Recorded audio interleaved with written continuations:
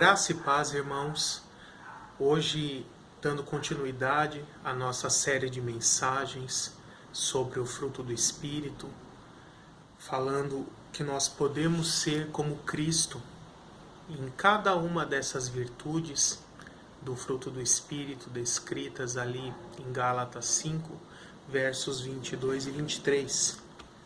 Então, vamos retornar ao nosso texto base dessa série de estudos, de sermões. Gálatas 5:22 diz assim: Mas o fruto do Espírito é amor, alegria, paz, paciência, amabilidade, bondade, fidelidade, mansidão e domínio próprio. Hoje eu quero falar com os irmãos a respeito da mansidão. Mansidão é já a penúltima dessas virtudes, dessas características que o fruto do Espírito, ou que o Espírito Santo frutifica e produz naqueles que servem a Deus, que entregaram suas vidas a Jesus Cristo como seu único Senhor e Salvador. A palavra mansidão, ela no seu original grego do Novo Testamento é o termo prautes. Prautes significa ter disposição em ser gentil, manso, paciente, tolerante contra injúrias, sem espírito vingativo, ter o equilíbrio entre todos os sentimentos, o contrário da ira. Então essa é uma definição um pouco mais ampla do que é a mansidão, mas o que a Bíblia fala sobre a mansidão? Basicamente a mansidão é o contrário da ira, é o domínio sobre a ira. E qual foi o personagem bíblico, que a Bíblia nos relata que teve mais desenvolvida a mansidão? Alguns acham que é Jó, mas não é Jó. Jó, a Bíblia diz que ele foi o mais paciente. Já com relação à mansidão, a Bíblia diz que Moisés foi o homem mais manso que já houve na terra, ou pelo menos na época dele, no período em que ele viveu, ele era o homem mais manso da terra. Isso está lá em Números 12, verso 3, que diz assim: Moisés era um homem muito manso, mais do que qualquer outro que havia sobre a terra. E é interessante nós analisarmos um pouquinho sobre a vida de Moisés, porque Deus o escolheu para tirar o povo do Egito e também para guiar o povo durante os 40 anos em que o povo de Israel peregrinou no deserto. Teve que permanecer 40 anos por causa da sua infidelidade, da sua murmuração, o povo. E imagine Moisés, 40 anos de sua vida, conduzindo um povo que só reclamava, murmurava, repetia os mesmos erros, mesmo depois de ter saído do Egito e testemunhado todos os milagres, todos os sinais que Deus fez com as 10 pragas, a coluna de fogo à noite, a coluna de nuvem de dia, a abertura do Mar Vermelho e tantos sinais e milagres. Mesmo assim, esse povo continuou murmurando, se desviando de Deus e caindo em idolatria. E Moisés realmente teve que ter muita mansidão para poder conduzir esse povo durante todos esses 40 anos. Mas mesmo assim, Moisés ainda acabou perdendo a paciência, se deixando ser dominado pela ira em algum momento da sua vida. Particularmente naquele episódio em que Deus manda ele falar com a rocha, e ele bate na rocha ali para que ela vertesse água para o povo beber. Ali é um dos episódios em que nós vemos Moisés acabando sendo dominado pela ira. Mas é interessante que lá em Deuteronômio 18, já no finalzinho da sua vida, Moisés dando ali as suas últimas orientações antes de encerrar o seu ministério, no verso 18, ele registra o que Deus falou para ele, dizendo assim: Levantarei do meio dos seus irmãos um profeta como você. Porei minhas palavras na sua boca, e ele lhes dirá tudo o que eu lhe ordenar. É interessante que a Bíblia nos profetiza para Israel de que em algum momento no futuro viria um homem semelhante a Moisés, um líder, um libertador do povo e um salvador, né, para quem já está entendendo o que eu estou falando. E o Novo Testamento vai nos dizer, em pelo menos 3 passagens, quem é esse homem. Jesus é o homem que cumpriu essa profecia. Ele é o profeta semelhante a Moisés que haveria de vir. João 1, verso 45 diz assim: Felipe encontrou Natanael e lhe disse: Achamos aquele sobre quem Moisés escreveu na lei, e a respeito de quem os profetas também escreveram, Jesus de Nazaré, o filho de José. E após a morte e ressurreição de Cristo, nós temos ali no livro de Atos 2 passagens em que essa mesma profecia é mencionada. A primeira delas está ali em Atos 3, na pregação de Pedro, onde no verso 22 ele diz assim: Pois disse Moisés, Pedro falando aqui em sua pregação, o Senhor Deus lhes levantará dentre os seus irmãos um profeta como eu. Ouçam-no em tudo o que ele disser. E algum tempo depois, em Atos 7, a pregação ali de Estevão, né, o primeiro mártir dos seguidores de Cristo, dos cristãos, ele diz assim, em Atos 7, verso 37. Este é aquele Moisés que disse aos israelitas: Deus lhes levantará dentre seus irmãos um profeta como eu. Então aqui nós vemos que, apesar de Moisés ter sido um homem muito manso, viria um superior a ele. Como a carta aos Hebreus, no capítulo 3, diz que Jesus Cristo é superior a Moisés. E por isso, o próprio Jesus é superior em todos os aspectos e até na própria mansidão. O próprio Jesus, lá em Mateus 11, verso 29, ele diz assim: Aprendam de mim, pois sou manso e humilde de coração, e vocês encontrarão descanso para as suas almas. E este mesmo Jesus, lá em Mateus 5, no Sermão da Montanha, Mateus 5, verso 5, ele diz assim: Bem-aventurados são os humildes, pois eles receberão a terra por herança. Então perceba aqui que a humildade está diretamente ligada à mansidão, praticamente associada, porque você não consegue ser manso sem ser humilde. E da mesma forma, aquele que é humilde naturalmente terá uma tendência de ser manso. Então, nós podemos até usar como termos intercambiáveis isso. O humilde será manso e o manso será humilde. Eles se completam, essas características. Eu escrevi aqui: a mansidão e a humildade caminham juntas. Jesus afirmou que os servos de Deus devem ser mansos e humildes como ele. Os apóstolos reafirmaram que mansidão e humildade são características do cristão. Por exemplo, o apóstolo Paulo, lá em 2 Timóteo, capítulo 2, versos 24 e 25, nos diz o seguinte: Ao servo do Senhor não convém brigar, mas sim ser amável para com todos, apto para ensinar e paciente. Deve corrigir com mansidão os que se lhe opõem, na esperança de que Deus lhes conceda o arrependimento, levando-os ao conhecimento da verdade, para que assim voltem à sobriedade. Então, assim como Jesus foi um exemplo em mansidão, nós, como cristãos, devemos seguir o exemplo dele e também sermos mansos.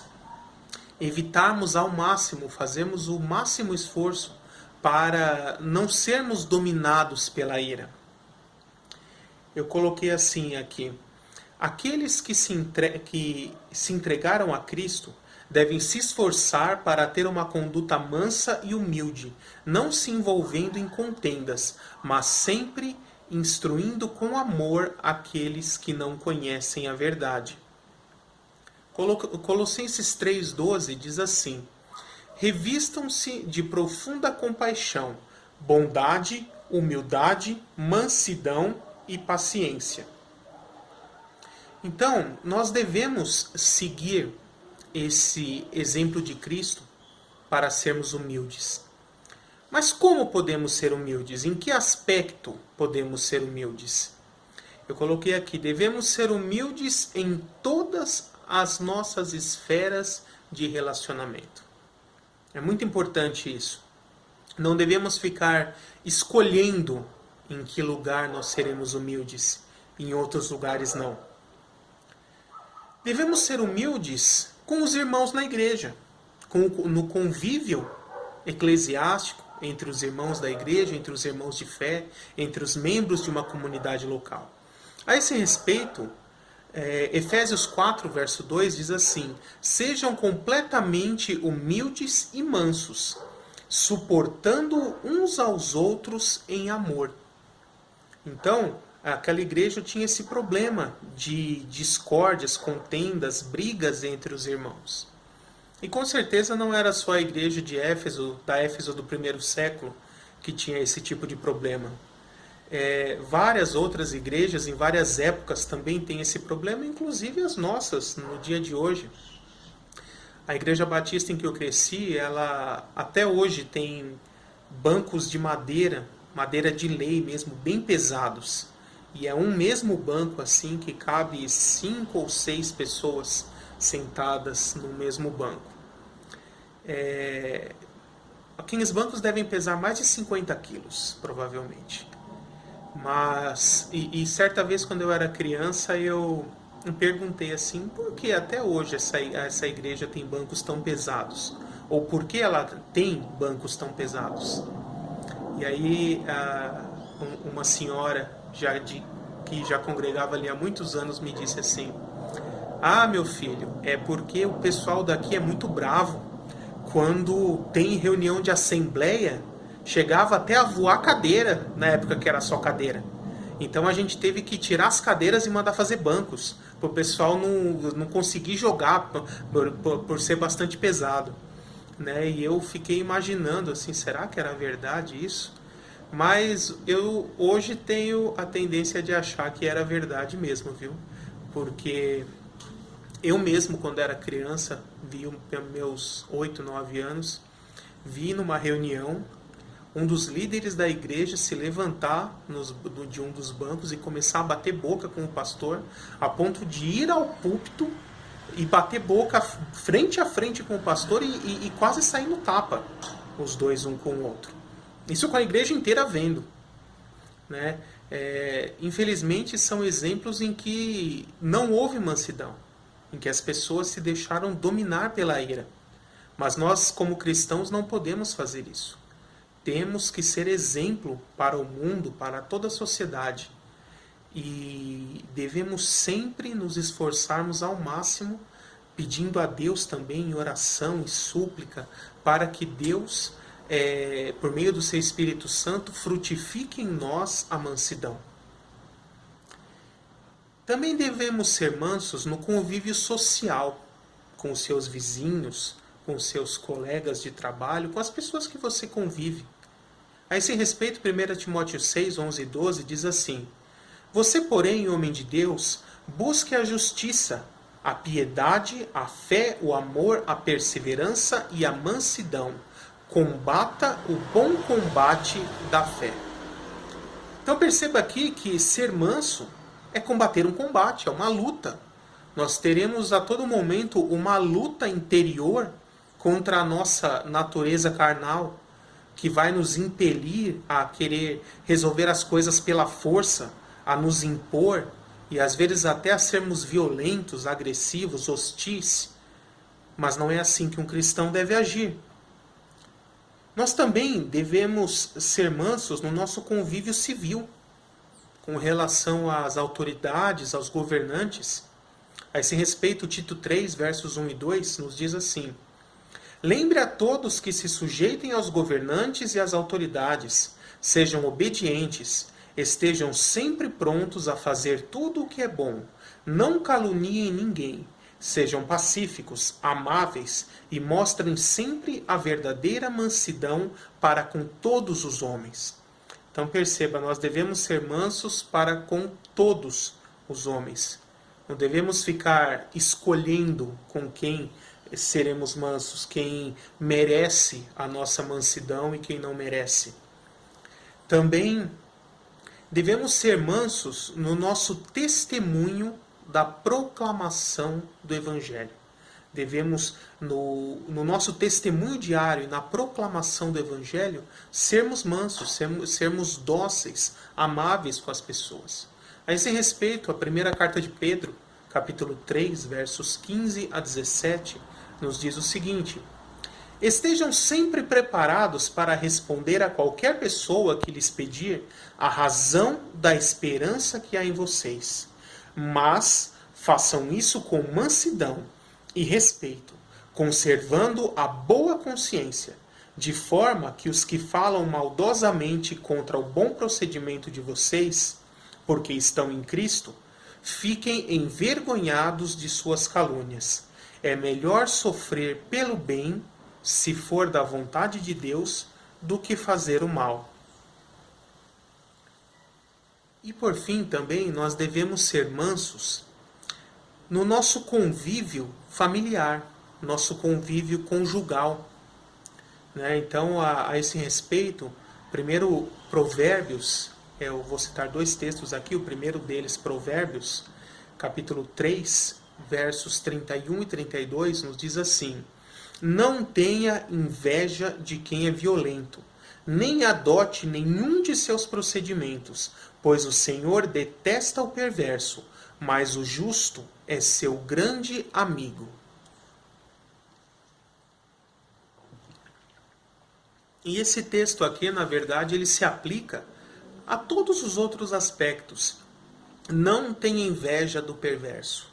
Não tenha inveja daquele que é violento, aquele valentão que se impõe e prevalece por meio da força, persuade, intimida as pessoas por meio da força, da agressividade, da hostilidade.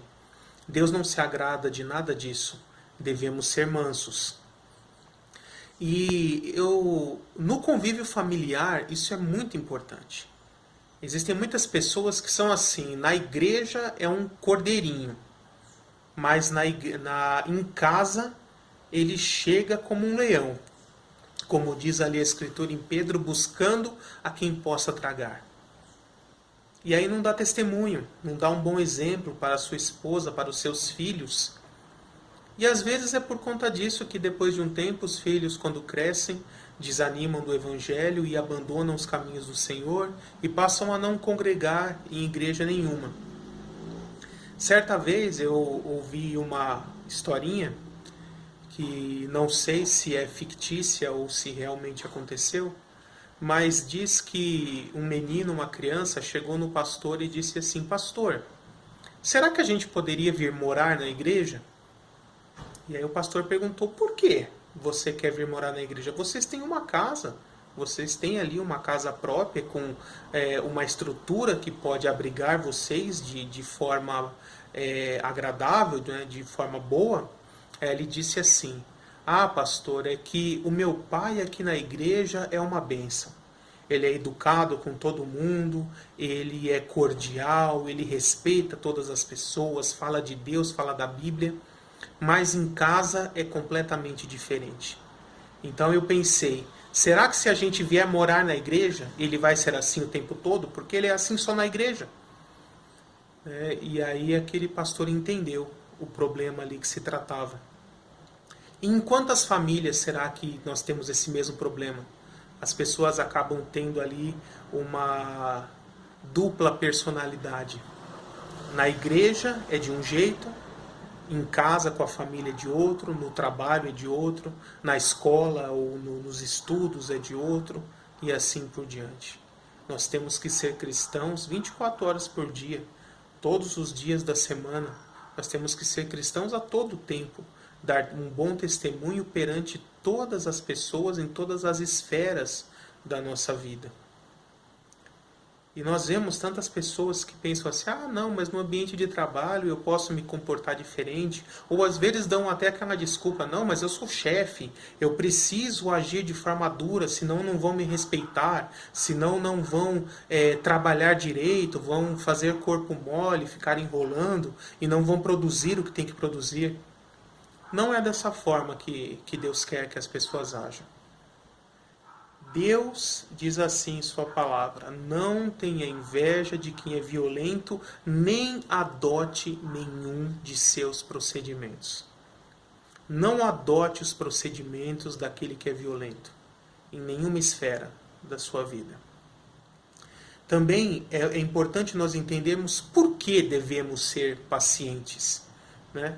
A esse respeito, a Escritura diz assim, portanto, como povo escolhido de Deus, santo e amado, revistam-se de profunda compaixão, bondade, humildade, mansidão e paciência. Suportem uns aos outros e perdoem as queixas que tiverem uns contra os outros. Agora olha o finalzinho, por quê? Perdoem como o Senhor lhes perdoou. Então por que nós temos que perdoar? Porque Deus nos perdoa. E por que nós temos que ser mansos? Porque Deus é manso e paciente conosco. Você já parou para pensar isso? Quantas vezes você insistiu em repetir as mesmas falhas, cair nos mesmos pecados, e Deus não te puniu de forma dura, da forma que você merecia, mas Ele foi manso com você? Até Jesus também sempre foi manso. É importante até aqui lembrarmos, né? Você de repente pode estar dizendo assim, ah, mas Jesus teve aquele episódio lá no templo em que ele se irou e pegou o chicote e derrubou as mesas. Sim, é verdade, porque aquilo estava além de qualquer limite. Mas precisamos também ter em mente que, e há um detalhe importante a ser observado nesse texto, é que Jesus não bateu em ninguém. Se você ler o texto com calma, você vai ver que ele pegou o chicote, provavelmente mais para intimidar as pessoas ou alguém que pudesse vir contra ele. Mas o texto não está escrito que ele deu chicotada em ninguém. Então Jesus nunca bateu em ninguém, nunca agrediu em ninguém. Por isso, quando ele disse aquelas palavras, venham após mim e me sigam, porque eu sou manso e humilde de coração, ele estava falando a verdade e continuou cumprindo isso durante todo o seu ministério. E Jesus é o nosso supremo exemplo, como diz ali a carta aos Hebreus, por exemplo, é o nosso supremo exemplo, é o nosso sumo sacerdote, em todas as áreas da nossa vida, inclusive na mansidão. Devemos, portanto, buscarmos resistir à ira. E eu posso dizer que uma das experiências, talvez até a maior experiência de vida que eu tenho tido nesses últimos anos, é a experiência de ser pai. Quando você tem um filho, quando você se torna pai, você começa a entender bem melhor duas pessoas. Ou melhor, talvez três, dependendo do seu caso. As duas primeiras são os seus pais e a terceira é o próprio Deus. E por que eu digo isso? Porque o nosso convívio com os filhos nos ensina muito. Se você tem filhos pequenos, assim como eu, você pode já ter vivenciado, ou certamente já vivenciou isso que eu vou te dizer. As crianças, elas constantemente repetem os mesmos erros. Você tem que ficar todo dia falando para a criança, não faz isso, não faz aquilo, não sobe em tal lugar, não pula daqui, não joga tal brinquedo ali, e assim por diante. E você fica repetidas vezes, muitas vezes, dando os mesmos ensinamentos, as mesmas orientações, e a criança continua fazendo errado. Às vezes você até pune ela, coloca de castigo, dá bronca, às vezes até umas palmadas, e mesmo assim ela continua fazendo errado. E isso às vezes é frustrante para nós como pais, porque a gente fica pensando assim: poxa vida, será que ela não vai mudar? Será que ela não vai mudar nunca? Né? Mas depois a gente vê que com o tempo elas crescem e vão mudando. Mas nós temos que ter exercitada dia a dia essa mansidão, em continuar repetindo os mesmos ensinamentos, as mesmas orientações, e não perder a calma e não ser dominado pela ira. E aí talvez você possa estar pensando, como eu mencionei, né, de dar umas palmadas. Ah, pastor, é correto, é bíblico bater nos filhos? Sim, dependendo do jeito que você faz. Né? Não agredir a criança, por exemplo, com soco, chute, bater na cabeça, no rosto, nas costas, né, para machucar. Mas umas palmadas ali no bumbum é bíblico, sim. E a própria Escritura nos diz isso, né? Que Deus pune aquele a quem ama, com a vara. O próprio Salmo 23 diz: a tua vara e o teu cajado me consolam. Né? Então, nós devemos ensinar e orientar, às vezes, com umas palmadas, sim.